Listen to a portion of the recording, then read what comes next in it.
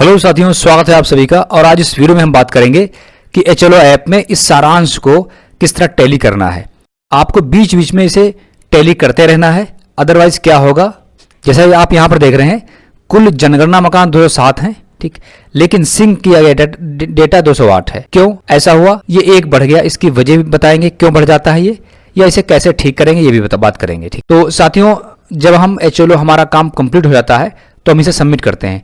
Submit करने से पहले इसे मिलान करना जरूरी होता है। अगर मिलान नहीं हो पा रहा है तो दिक्कत खड़ी हो सकती है, आपको दोबारा से काम करना पड़ सकता है। चलिए शुरू करते हैं। कुछ इस तरह से ऐप होगी, ठीक है। तो जो भी एंट्रीज आप करते हैं यहाँ से एंट्रीज हम लोग करते हैं, और जो भी एंट्री ऑनलाइन हो जाती है वो डेटा अपलोड वाले ऑप्शन में चली जाती है। उसके बाद हम चाहें तो यहाँ से सिंक कर सकते हैं, ठीक है। सिंक करके हम लोग सारांश यहाँ से देखते हैं, ठीक है।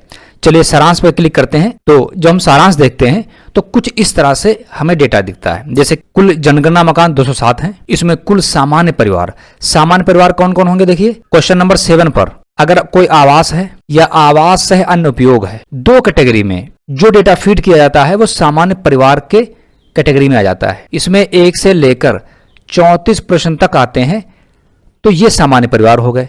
इसके अलावा अन्य गैर आवासी मिलेंगे आपको, जैसे कि स्कूल हो गया, जिम हो गया, पेट्रोल टंकी हो गई, दुकान हो गई, या इसके अलावा जो भी इन दो ऑप्शन के अलावा हैं वो इसमें चले जाएंगे। कुल संस्थागत परिवार इसमें आ जाएंगे, जैसे अनाथ आश्रम हो गया, सुधार गृह हो गया, ठीक है, जेल हो गई जहां पर आवास भी है और वो भी एक तरीके से संस्था भी है। पूर्ण और अपूर्ण जो हम फीड करते रहते हैं वो पूर्ण के रूप में हमें यहाँ दिख जाएगा, और जैसे ही हम सिंक कर देंगे तो पूर्ण 0 हो जाएगा। तो यहाँ पर पूर्ण 0 है।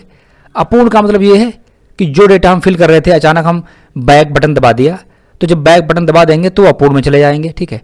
अपूर्ण को हम आसानी से एडिट कर सकते हैं, अभी बताएंगे किस तरह से। तो अब हम लोग क्या देखेंगे कि 207 था और 207 यहाँ भी है। यहाँ 207 है या 208 है, ये एक बढ़ गया। क्यों बढ़ जाता है इसकी वजह जानते हैं। तो साथियों जब हम मकान सूचीकरण ऑप्शन ओपन करते हैं, ठीक है, तो इस तरह से हमें दिखता है। अब यहाँ साथियों देखिए लाइन क्रमांक कितना दिया हुआ है, 001, ठीक। ये 001, 002 ऐसे चलता रहेगा, ठीक। अब चूंकि पहली एंट्री फिल करने जा रहे हैं तो यहाँ पर 001 दिया हुआ है। हमने क्या किया, यहाँ भवन नंबर 1 दे दिया, मान लेते हैं 1 दे दिया भवन नंबर, और दोहराने से भी मतलब नहीं। सबसे पहली एंट्री करने जा रहे हैं या सबसे पहली बार किसी भवन को भर रहे हैं, जैसे मान लिया आपने 1 भरा, उसके बाद में आप नया पे क्लिक करेंगे।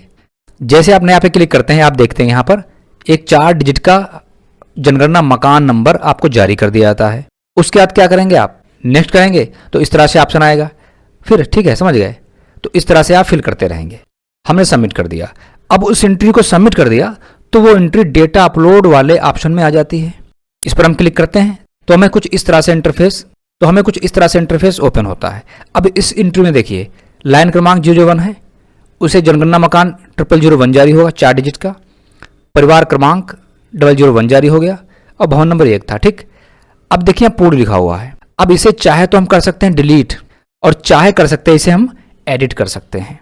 डिलीट करने से क्या नुकसान है, अगर हम इसे डिलीट कर देते हैं, इस एंट्री को मान लेते हैं ये गलत एंट्री हो गई और इसे हम डिलीट करना चाहते हैं, तो डिलीट अगर आप कर देंगे उसके बाद दोबारा से यही आपको भवन भरना है, तो अगला जो लाइन क्रमांक है वो क्या जारी होगा, 002 जारी होगा। मतलब 001 जो लाइन क्रमांक है वो इस एंट्री को जारी हुआ था, डिलीट करने पर इसी को जारी रहेगा और दिखेगा आपने इस एंट्री को डिलीट किया है। अगला 002 से जारी होगा। तो ऐसे केस में आपको इस ऐप को करना है अनइंस्टॉल और दोबारा से इंस्टॉल करके लॉगिन कर लेना है।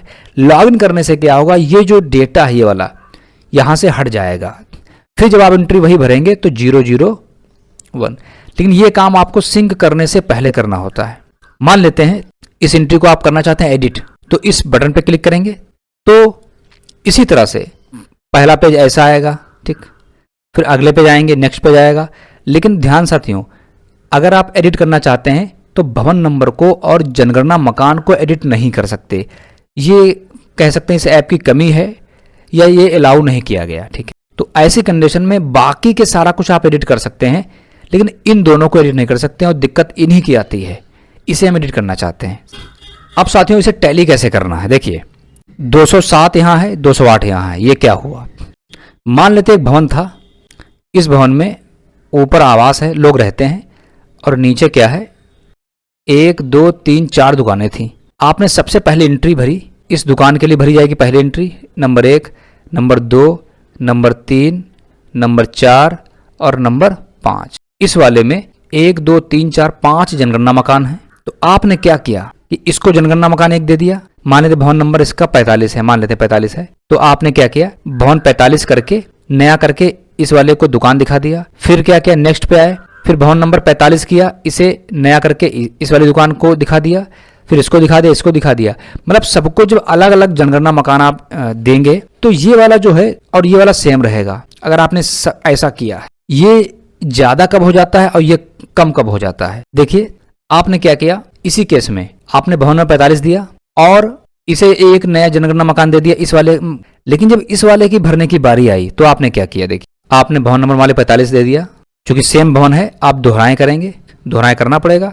अगर दोहराएं नहीं भी करेंगे तब भी ऑटोमेटिक दोहराएं हो जाएगा। एक बार जो भवन नंबर भर जाता है, अगर उसी भवन को दोबारा टाइप करेंगे तो दोहराएं ही ऑटोमेटिक हो जाता है, इस बटन को दबाने की आवश्यकता नहीं है। फिर आपने क्या किया, यहां से सूची से जो जनगणना मकान इस वाले को जारी हुआ था, इस वाले भवन को, वही इस लिस्ट से चूज करके आपने दोहराएं कर दिया। तो ऐसी कंडीशन में भवन नंबर 45 ही रहा और जनगणना मकान भी रिपीट हो गया। तो अब आप बताइए, जब जनगणना मकान 2 दुकान के लिए सेम हो जाएगा तो दुकान तो 2 हो गई और जनगणना मकान 1 हो गया। तो होना क्या चाहिए था, 2 जनगणना मकान और 2 एंट्री होनी चाहिए थी सेपरेट। तो ऐसी कंडीशन में जनगणना मकान तो 1 कम हो गया, लेकिन जब डेटा सिंक करेंगे दुकानें ज्यादा हो गई तो ये बढ़ता चला जाएगा। तो इसीलिए ये जो है बढ़ता चला जाता है। अब इसकी परवाह मत करें, कोई दिक्कत नहीं। अगर बढ़ भी गया है तब भी कोई दिक्कत नहीं, बस ये होना चाहिए कि एंट्री जो है आपकी वो सही से होना चाहिए। एक अलग केस देखते हैं, हटाए गए। जो भी आप डेटा डिलीट करते जाते हैं वो हटाए वाले में शो करता जाता है। अब मान लेते हैं हटाए वाले में हटा दिया, आप पहले सिंक कर दिया था, उसके बाद आपने हटाया, तब भी ये हटाए वाले इसमें शो करेगा एक्स्ट्रा। इसे आपने क्या किया, एंट्री की, उसे सिंक भी कर दिया तो यहां पर शो करने लगेगा। उसके बाद आपने डिलीट किया, डिलीट करने का मतलब क्या है, सिंक किए गए और हटाए गए डेटा में यहां पर शो करेगा और यहां लिखकर भी आएगा सिंक किया गया एवं हटाया गया। तो ये वाली जो एंट्री है, ये वाली एंट्री, इसमें ये हटाएंगे बढ़ जाएगा, है ना। तो अगर आप एक भवन को, एक दुकान को, सबको सेपरेट जनगणना मकान देते हैं तो ये एंट्री हमेशा कैसी रहेगी, सेम रहेगी। लेकिन जरूरी क्यों नहीं, क्योंकि बहुत से केसेस ऐसे आ जाते हैं कि कुल जनगणना मकान कम होंगे और सिंक किया गया डेटा ज्यादा होगा।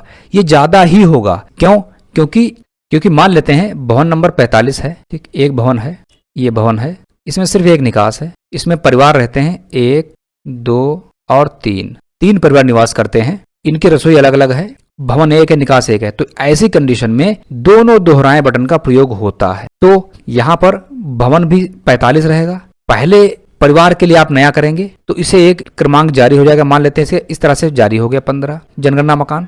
अगली बार क्या होगा, आप 45 यहां पर फिट करेंगे और यहां से एक सूची ले लेंगे, इस बॉक्स से क्लिक करेंगे तो 0015 ले लेंगे उसमें से और नया नहीं करेंगे, अगला करेंगे।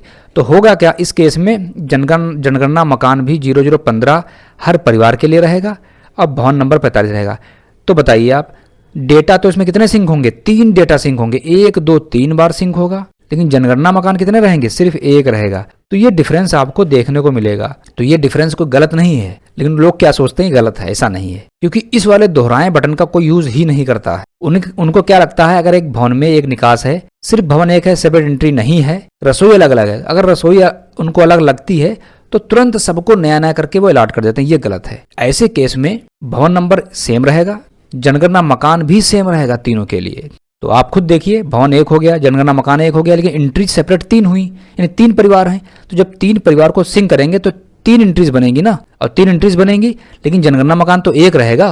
तो अब आप बताइए, जनगणना मकान यहाँ पर उस केस में 1 रहा, एंट्रीज कितनी हो जाएंगी यहाँ पर, 3 रसोई 3 परिवार, तो 3 बार डेटा सिंक होगा। तो ये डिफरेंस तो आपको देखने को मिलेगा। अब ये डिफरेंस आ रहा है तो लोग सोचते हैं गलत है, बिल्कुल गलत नहीं है, ये डिफरेंस आएगा, आना भी चाहिए। आपके केस में 1 2 परिवार हो सकते हैं ऐसा है। अगर ये बराबर चल रहा है, जैसे यहाँ ये मान लेते 2 है और यहाँ 2 है, इसका मतलब आपके HLB में कोई भी ऐसा परिवार नहीं था जहाँ पर भवन 1 हो और जनगणना मकान 1 हो। मतलब अगर एक भवन में इस तरह से सेपरेट एंट्री नहीं थी, तब भी आपने क्या किया, इसको भी नया अलॉट किया, इसको भी नया अलॉट किया, इसको भी नया अलॉट किया। ऐसे केस में ये आपको हमेशा देखने को बराबर मिलेगा। या दूसरा केस जो मैंने बताया, अगर आपने सिंक डेटा कर दिया और हटा दिया तो हटाने वाला भी यहाँ पर आपको प्लस शो करेगा। ठीक, चलिए ये तो बात हो गई। अब हम बात करते हैं इसकी टैली करने की, किस तरह से आपको ऐड करना है। समझ जाइए, 114 सामान्य परिवार हैं तो 114 लिख लीजिए, 40 कुल गैर आवासीय इन्हें लिख लीजिए। उसके बाद पूर्ण अपूर्ण को आप जीरो करिए। पहली बात, पूर्ण को जब सिंक कर देंगे तो यहाँ जीरो हो जाएगा। अपूर्ण एंट्री को भी आप एडिट करके कंप्लीट कर लीजिए, फिर वो पूर्ण हो जाएगी, फिर सिंक कर दीजिए, यहाँ भी जीरो आ जाएगा। कुल संस्थागत परिवार अगर हैं तो ठीक है, अदरवाइज फिर लॉक किए गए कितने यहाँ पर 5 हैं तो लॉक किए गए वाले जोड़ लीजिए, 1 2 और 3 एंट्री को जोड़िए। 100 ये कितना हो जाएगा, 4 5 9 और 5 159 आया। ठीक है, 159। लेकिन सिंक आपने किया है यहाँ पर 207, तो 207 क्यों है? 207 में से 159 हटाइए तो जो भी डेटा मिलेगा आपको वो खाली वाले में जाएगा। मतलब जो वैकेंट जिनको भी मकान को आप दिखाएंगे वो यहाँ पर डेटा शो नहीं करता है। 17 में से 7 गए 9 8 17 और ये 9 में से 5 गए 4 48, मतलब 48 जो मकान है वो क्या है, खाली हैं। तो ये डिफरेंस आता है, तो आप जोड़ लीजिए खाली इतने होंगे, फिर आप इसमें दिखा दीजिए कितने खाली हैं। ठीक, तो साथियों इस वीडियो में इतना ही। उम्मीद करते हैं इस वीडियो के माध्यम से ये चीज़ क्लियर हो गई होगी कि जो डिफरेंस आ रहा है उसे टैली कैसे करना है। बाकी मेरा अदर्स वीडियो चेक कर सकते हैं। कोई क्वेश्चन हो तो कमेंट बॉक्स में डाल दें, उस पर वीडियो बनाकर डाल देंगे। तो मिलते हैं किसी दूसरे इन्फॉर्मेटिव वीडियो के साथ, और चैनल को सब्सक्राइब, वीडियो को जरूर लाइक कर लीजिएगा। Thanks for watching.